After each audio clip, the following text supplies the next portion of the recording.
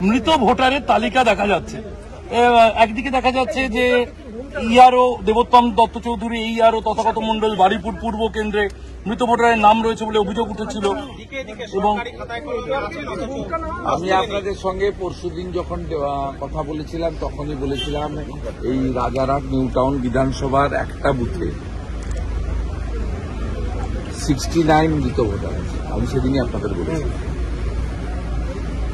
Booth number আমি আপনাদের বলি। এটা তো সব জায়গায়, এই জন্যই তো no SIR no election.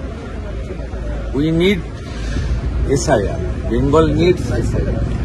Baruipur থেকে আর মালদা একই ছবি, স্পেশাল ইন্টেনসিভ আপনার রিভিশন, এটা পশ্চিমবঙ্গের প্রয়োজন এবং প্রসেস তো শুরু হয়ে গেছে। যে তৃণমূল কংগ্রেস মুসলিমদের কাছে গিয়ে বলছে এসআইআর মানে এনআরসি, তারা 5টা জেলায় বিএলও 1 জমা দিয়েছে। বাইরে একরকম ভিতরে একরকম।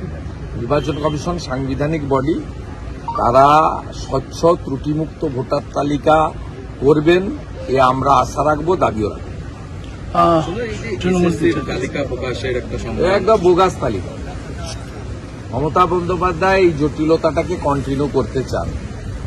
1803 জনের নাম প্রকাশ করেছে, এটা অসম্পূর্ণ তালিকা। আমি আপনাকে বলছি, এসআইআর যেমন আমি বলি যে 4 দফা নাম থাকবে না, বারে বারে বলি, ভবিষ্যতেও বলবো, বাকিদের নাম থাকবে, কোনো চিন্তার কারণ নেই। এক্ষেত্রেও এই যে তালিকার ক্ষেত্রে মানে সুপ্রিম কোর্ট, ডিভিশন বেঞ্চ এবং এর আগে অভিজিৎ গাঙ্গুলির যে অর্ডার, এতে কিন্তু 4 জনের নাম তারা অযোগ্য। কারা? যারা ওএমআর টেম্পারিং হয়েছে তারা 1 নম্বর, একদম ক্রিস্টাল ক্লিয়ার। আপনার প্যানেলের যে টাইম ছিল, সেই মেয়াদ উত্তীর্ণ পরে যারা নিয়োগ পেয়েছে তারা, আপনার র্যাঙ্ক জাম্প যাদের হয়েছে তাদের, এবং সাদা খাতাতে যারা চাকরি পেয়েছে, এই 4 ধরনের লোকের চাকরি থাকতে পারে না। এবং এই সংখ্যাটা 6000 সামথিং, যেটা 22 সালে অভিজিৎ গাঙ্গুলি মহোদয় একদম সংখ্যা করে অর্ডার করেছিলেন। পরবর্তীকালে ডিভিশন বেঞ্চ সেই অর্ডার কন্টিনিউ করেছে, সুপ্রিম কোর্ট ওদেরই টেন্টেড বলেছে। এটা তো একটা দিক গেল।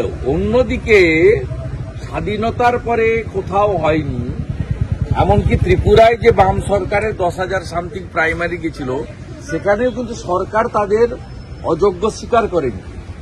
এখানে অন রেকর্ড 1803 জনের চাকরি অবৈধভাবে মমতা ব্যানার্জি সরকার দিয়েছে, স্বীকার করার মধ্য দিয়ে প্রমাণিত হল এই সরকার, যারা সংবিধানকে সামনে রেখে অন্তর্ভুক্তির শপথ নিয়েছে, তারা এই ধরনের বেআইনি কাজ করেছে। এবং এটা সম্পূর্ণভাবে কোনো নির্বাচিত সরকার করতে পারে না।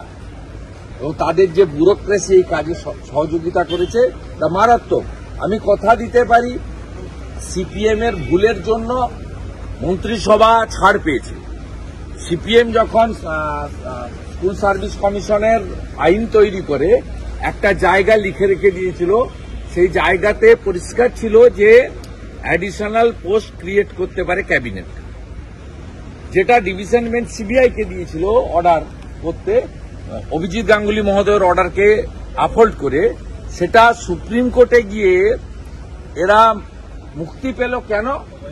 1996-এ এসএসসির যে সিপিএম এইটা করে গেছে, সিপিএম জানতো যে আমরা আরো 50 বছর 100 বছর থাকবো, নাতিরাও মুখ্যমন্ত্রী মন্ত্রী হবে। সিপিএম জানতো না যে ওরা চলে যাবে। সেই জন্য সিপিএম 96 সালে স্কুল সার্ভিস কমিশনের রুলে রেখে গেছিল যে অতিরিক্ত শূন্য পদ ক্রিয়েট করতে পারবে ক্যাবিনেট। সেই কারণে মমতা ব্যানার্জি সহ তার পুরো ক্যাবিনেট তারা বাইরে আছে, যারা 2022 সালে 5ই মে অবৈধভাবে 5800 পোস্ট ক্রিয়েট করেছিল, যেটা তদানীন্তন গভর্নর, এখন x vice president Jagdeep Dhankhar আটকে দিয়েছিল। এটা আমি বারে বারে ডকুমেন্ট হিসেবে দেখি। আমি পশ্চিমবাংলার বেকার যুবক যুবতীদের কাছে কথা দিতে পারি, ভারতীয় জনতা পার্টির বিরোধী দলনেতা হিসেবে, এই যে 1803 অ্যাডমিটেড বেআইনি লোককে চাকরি দিয়েছে, বিজেপিকে সরকারে আপনারা আনুন। আমরা স্পেসিফিক সরকারে এলে এফআইআর করে মন্ত্রী আমলা যারা এই বেআইনি লোকদেরকে অ্যাপয়েন্ট করেছে তাদের বিরুদ্ধে আমরা কঠিনতম ব্যবস্থা নেব। বিজেপিকে আপনারা এপ্রিল মাস 2026 সরকারে আনেন। আমি কমিট করছি 8 মাসের জন্য, আপনারা 8 মাস পরে দেখে নেবেন, কথা কাজের মধ্যে মিলিয়ে নেবেন। এবং এই লোকগুলোর ভবিষ্যৎ, including Mamata Banerjee and her caucus, এদের ভবিষ্যৎ কিন্তু ঠিকানা হচ্ছে জেল। গতকালকে যে ছবি দেখা গেল প্রদেশ কংগ্রেস ভবন, রাকেশ সিং আপনার সঙ্গে একাধিকবার তাকে দেখা গেছে মঞ্চে। রাকেশ সিং বিজেপির সমর্থক, বিজেপির মেম্বারশিপ নিয়েছে, বিভিন্ন কর্মসূচিতে থাকতেই পারে, তার সঙ্গে কি আছে। কালকে আমাদের রাজ্য সভাপতি শ্রমিক ভট্টাচার্য মহোদয় এটা নিয়ে বলেছেন। আমি শ্রমিকদার বক্তব্যকে সমর্থন করি, আমার এটাতে আলাদা কোনো বক্তব্য নেই। এর দুটো পার্ট আছে, এটা দলের কর্মসূচি কিনা, অনুমোদিত কিনা শ্রমিকদা বলেছেন যে এটা দলের এন্ডোর্স কর্মসূচি নয়। আর দ্বিতীয় পার্ট হচ্ছে যেটা সজল ঘোষরা, কেয়া ঘোষরা বলেছে যে ভারতীয় জনতা পার্টি বা অনেক মানুষের মধ্যে এই মাননীয় প্রধানমন্ত্রীর মানে প্রবীণা প্রয়াণ হওয়া মায়ের প্রতি যে ভাষা, দুটো পার্ট আছে। হয়তো আমি মাননীয় রাজ্য সভাপতির বক্তব্যকেই আমি পূর্ণ সমর্থন করি, আমার আলাদা কোনো বক্তব্য নেই। সাথে সাথে সজল ঘোষ এবং কেয়া ঘোষ যে সেন্টিমেন্টের কথা বলেছেন, সেন্টিমেন্টটাকেও আমি সমর্থন করি, কিন্তু সভাপতি যেভাবে বলেছেন সেটাই আমাদের সকলের কথা। আমরা বিজেপি সভাপতি ওরিয়েন্টেড পার্টি, পার্টি প্রেসিডেন্ট যা বলেছে, all BJP workers, leaders, functionaries, MLA, MP, আমাদের সকলের বক্তব্যই শ্রমিক ভট্টাচার্য প্রদেশ সভাপতি। আপনাকে শুভঙ্কর সরকার কিছু জানিয়েছেন? আপনি যেহেতু রাজ্যের বিরোধী দলনেতা, আপনাকে কংগ্রেসের কোন নেতা এই বিষয়ে কোনো অভিযোগ? I am not interested. পশ্চিমবাংলার কংগ্রেসের রোল অত্যন্ত খারাপ। কংগ্রেসের রোল যে কটা লোক আছে তারা করে, যখন অজিত চৌধুরী ছিল লড়াই করার চেষ্টা করত। অজিত চৌধুরীকে দিল্লির কংগ্রেস সরিয়েছে মমতা ব্যানার্জিকে খুশি করার জন্য। অতএব এখানে ওখানে সোনিয়াজি, রাহুলজি, প্রিয়াঙ্কাজির সঙ্গে eating, meeting, sitting, dinner, lunch, tiffin সব করছেন। ওখানে কি ললিতেশ ত্রিপাঠী, তাকে চিনি না, সে কোথাকার কি যাই না, সে যাচ্ছে, আর ইউসুফ পাঠান যাচ্ছে, যাকে মুর্শিদাবাদে দেখা যায় না, মুর্শিদাবাদে কারোর জন্য পাওয়া যায় না, তিনি যাচ্ছেন। তারা পার্টি প্রতিনিধিত্ব করছে ওখানে। পশ্চিমবঙ্গ আর বিহার তো এক ছিল, 1905 সালের আগে পশ্চিমবঙ্গ বিহার তো এক ছিল। বিহারে কংগ্রেসের সঙ্গে হাত মিলিয়ে তৃণমূল মিছিল করবে, আর পশ্চিমবাংলায় বলবে আমরা বিপ্লবী। অতএব I am not interested for Congress. লড়াই তৃণমূল কংগ্রেসের সঙ্গে, তৃণমূল কংগ্রেসকে সরাতে পারে বিজেপি, এটা বারে বারে প্রমাণ হয়ে গেছে। 19, 21, 24 প্রমাণ হয়ে গেছে। BJP is the ফরমেটেবল, dependable, not yet মানে টেস্টেড অল্টারনেট। অভিষেক বন্দ্যোপাধ্যায় আজকে কাঁথি এবং দার্জিলিং এর বিধায়কদের নিয়ে বৈঠক করছেন। সে ডেলি হাট ডেলি করে, তাতে কি? জেলা কাঁথি আপনি দেখান না, আমার গোটাটাই আমার, ওটা ভারতবর্ষটাই আমার, এত ছোট জায়গায় আমাকে পাঠাবেন না। আপনাদের সাংগঠনিক শক্তি আপনাকে বারে বারে বলি, শুনুন, আমি আমার পূর্ব মেদিনীপুর নিয়ে বলি। পূর্ব মেদিনীপুরে 2019 সালে আমি তখন তৃণমূল করি, বিজেপির প্রাপ্ত ভোট হচ্ছে 37%, তৃণমূলের প্রাপ্ত ভোট হচ্ছে 52%। 2021 আমি বিজেপিতে নেতৃত্ব দিয়েছি।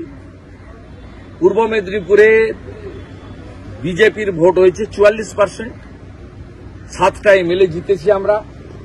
টিএমসির ভোট নেমে এসেছে 43%। 2024 লোকসভা নির্বাচনে বিজেপি যে নতুন 2টো সিট জিতেছে সেটা আমার জেলা থেকে, কাঁথি এবং তমলুক। সেখানে বিজেপি ভোট পেয়েছে 46%। আমি 19 থেকে 24 ক্রমান্বয়ে বড় নির্বাচনে ভারতীয় জনতা পার্টি পূর্ব মেদিনীপুর জেলায় তার ভোট বাড়িয়েছে, তৃণমূলকে নিচের দিকে নামিয়েছে। মমতা ব্যানার্জি নিজে টেস্ট করতে গেছিলেন 21-এ, তিনি নিজে ফেল হয়েছেন। আমি নরেন্দ্র মোদীজিকে কথা দিয়েছি সবার সামনে, অন রেকর্ড সেভারাল টাইম, যে আমি উনাকে প্রশাসনিক পূর্ব মেদিনীপুর জেলা থেকে উনি যাদেরকে সেন্ট্রাল বিজেপি নির্বাচন কমিটি প্রার্থী করবে পদ্ম ফুলে সেই 16 জনকে জিতিয়ে মোদিজির হাতে তুলে দেওয়ার দায়িত্ব আমার। রাজ্যেও যেমন আমার দায়িত্ব রয়েছে আংশিক সবাইকে নিয়ে, তো পূর্ব মেদিনীপুরের দায়িত্ব আমার নিরঙ্কুশ। আমি লিখেও দিতে পারি, আমি আগেও বলেছি লোকসভাতে অভিজিৎ গাঙ্গুলি 80,000 ভোটে জিতেছে প্রায়, আমার ভাই দিব্যেন্দু অধিকারী 50,000 ভোটে জিতেছে। তখনও এই আপনার এই কি বলে এদেরকে ও বাপ বেটা বলে, আর আমি যা বলি আপনারা জানেন। তা যাই হোক, এরা দুজন গিয়ে চটকেছে কিন্তু আলটিমেটলি কিছু করতে পারেনি। 26-এও কিছু করতে পারবে না। আপনাদের এই থাকতে থাকতে বলি, আমি 53তম সমবায় সমিতি জিততে চলেছি খেজুরি সাহেবনগরে। 2 রাউন্ডের গোনা হয়ে গেছে, আমি 100-র বেশি ভোটে এগিয়ে আছি, আরো 2 রাউন্ড গোনা হবে। আমি এটা আজকে জিতলে হবে আমার 53তম, হ্যাঁ রাধাপুরের পর 53তম। রাজ্য পুলিশ দিয়ে ভোট করেও আমি সমবায় তৃণমূলকে একদম সাফ করে দিয়েছি, যাকে আমাদের গাঁয়ের কথায় বলে গেঁড়ু উপড়ানো হচ্ছে, যাতে এক তৃণমূলের আর ছিন্নমূলের কোনো বিন্দু মাত্র থাকে না। আমি প্রমাণ করে দিয়েছি, 26-এ প্রমাণ করে দেবো। ওকে বলুন ডেকে ভাগ ঠিক আসছে কিনা, জেলা পরিষদ থেকে, হলদিয়া থেকে, দীঘা থেকে, সব ভাগ মাটোয়ারাটা ঠিক দেখেনি। চোর ভাইপো এগুলো করেনি। ভোট হবে না। ও গাঁয়ের ছেলের সঙ্গে গাঁয়ের লোক আছে, এসব বড় লোকের সঙ্গে নেই। শেষ একটাই প্রশ্ন, আজকের বৈঠকে এটা আমার রুটিন কাজ। পার্টি যে দায়িত্ব দেয় আমাকে পালন করতে হয়। পার্টি আমাকে কিছু দায়িত্ব দিয়েছে নির্বাচন সংক্রান্ত, অলিখিত দায়িত্ব, সেই দায়িত্ব আমাকে পালন করতে হয়।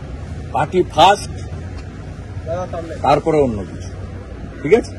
যেমন বিজেপির কাছে নেশন ফার্স্ট, পার্টি তারপরে, আর ব্যক্তির কোনো জায়গা নেই এখানে। আমাদের ক্ষেত্রে পার্টি ফার্স্ট।